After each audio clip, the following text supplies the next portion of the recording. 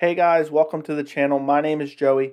UFC 263 is next month, June 12th, and it finally got a main event last week.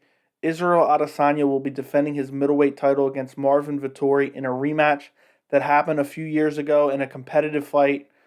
Israel Adesanya won by split decision, so now we'll get to see them run it back. Both guys are totally different guys in their careers now. Marvin Vettori is coming in on a 5-fight win streak. He's coming in off that win against Kevin Holland. Obviously, Adesanya is coming in off a loss, which is very weird for a champion.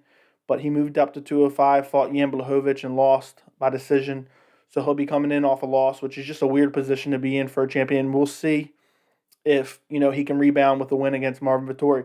This isn't the fight that a lot of people wanted for the middleweight division. Most people wanted Israel Adesanya versus Robert Whittaker too, but because of the quick turnaround the UFC wanted Whittaker to do, it just wasn't possible. Whittaker fought in the middle of April against Kelvin Gastelum, put on a masterful performance, won, and the UFC said, hey, can you turn around really quick and fight Adesanya on less than 2 months' notice, not even a full training camp. Took damage in that fight, and then also he's traveling back, to his country and quarantine and all that. So it just didn't make sense for him to take that fight compromised. It wasn't the optimal situation for Whittaker to take it. But it kind of solved a bit of a dilemma because both Vettori and Robert Whittaker deserved a title shot. I think Whittaker was the more deserving guy.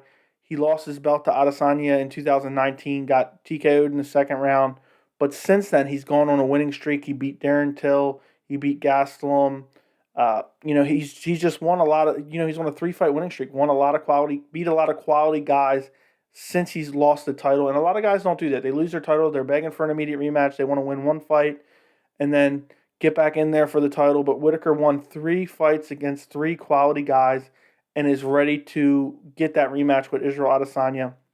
But Marvin Vettori himself also deserves a title shot. He's on a 5-fight winning streak. His last 2 fights, Jack Hermanson, Kevin Holland. Jack Hermanson fight was a phenomenal fight. One of the best fights of 2020, in my opinion.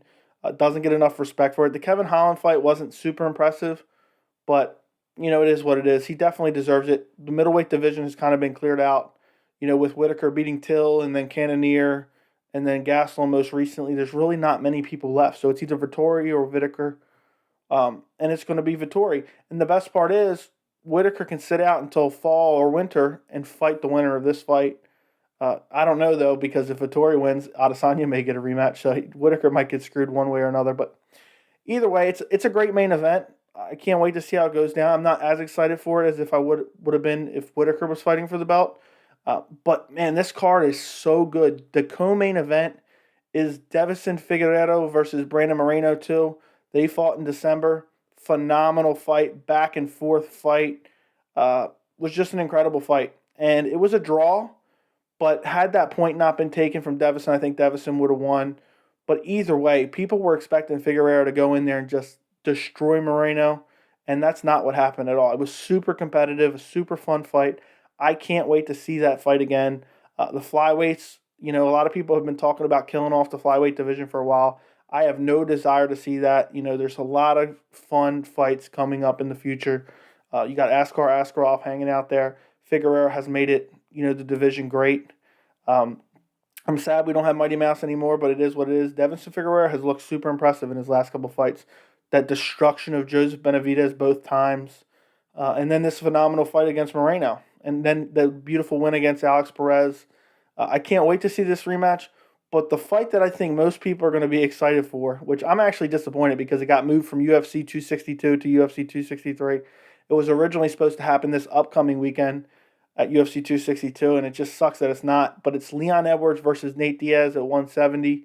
It's a fight that came out of left field, but as much as it doesn't necessarily make sense for the landscape of the welterweight division, I can't complain. I mean, it's a fun matchup. Leon Edwards is a striker. He's most likely not going to try to grapple Nate Diaz, which we all know the path to beating Nate Diaz most of the time is grappling, but it's going to be a fan-friendly matchup.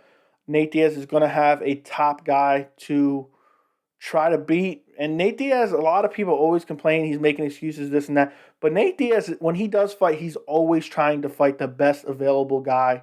But, this is a little bit of a weird fight because Leon Edwards is on the cusp of a title shot. He has this long winning streak, 9 fights, I believe. But he hasn't fought anybody in the welterweight division, really.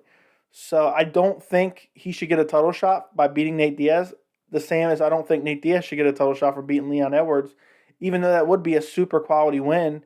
You can't, lose to Jorge Masvidal, get destroyed by Jorge Masvidal, and then come in and get one win and get a title shot, which is my fear if Nate Diaz does somehow win. And I'm a huge Diaz fan, but I would hate to see him competing for a title off of one win against Leon Edwards. But the fight should be a lot of fun. You also have Damian Maia versus Bilal Muhammad on this card. So this card is just stacked with great fights. The prelims look pretty good as well. You got Drew Dober fighting Brad Riddle on the prelims, which I'm excited for that fight. Just top to bottom, this fight card should be a lot of fun, and I can't wait for it. I'll be doing a prediction video for UFC 262 this coming week. Obviously, 263, I won't be doing it till it gets closer to the event because of, who knows, there could be fallouts and whatnot. So make sure you like this video. Make sure you subscribe. Make sure you turn on notifications. Thank you so much for watching, and I'll see you in the next video.